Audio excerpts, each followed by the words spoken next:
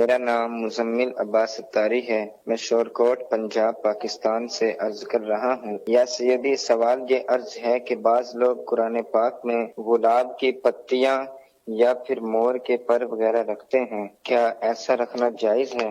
اگر جائز ہے تو اس میں کیا حکمت ہے؟ برائے کرم جواب عنایت فرما دیں، میرے لیے مغفرت کی دعا فرما دیں۔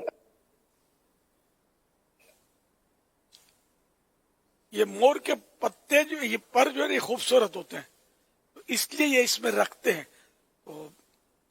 اور اس سے قرآن کریم کے نسخے کو کوئی شاید نقصان نہیں ہوتا۔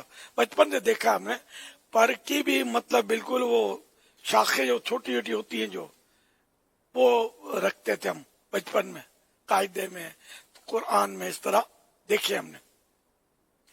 پھول کی پتیاں کبھی دیکھی نہیں ہے، ابھی تو پورا پھول رکھا ہوا تھا۔ یہ پورا پھول تو رکھنے کا عرف نہیں ہے قرآن کریم میں، یہ شاید تصویر بنانے کے لیے انہوں نے رکھا ہو، تو قرآن کریم پر کوئی چیز رکھنی نہیں چاہیے۔ البتہ یہ کہ پتیاں قرآن کریم میں اگر یہ گیلی تر پتیاں رکھیں گے نا تو قرآن کریم کے کاغذ میں دھبا پڑے گا، بند کر دیں گے تو سو تو یوں مطلب قرآن کریم کے نسخے کو مطلب یعنی کہ دھبے لگیں گے۔ تو اگر یہ خشک پتیاں ہوں بالکل تو رکھنے میں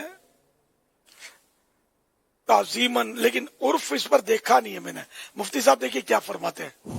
یہ پھول کی پتیاں بعض مقامات پر دیکھیں اس طرح ہوتی ہیں، لیکن وہی صورت جو آپ نے ارشاد فرمائی کہ خشک ہونی چاہیے، تر نہیں ہونی چاہیے کہ جس کی وجہ سے قرآن پاک کے اندر دھبا لگے، نعوذ باللہ۔ اور اگر مسجد میں وقف کا نسخہ ہے قرآن کریم کا اور اس کو اگر نقصان پہنچایا پھول کی پتیاں ڈال کے، پھر تو مسائل اور بڑھ جائیں گے اس کے۔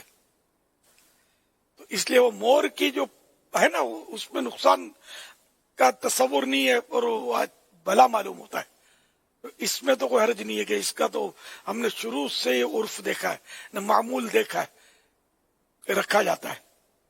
صلو علی الحبیب صلی اللہ علیہ وسلم۔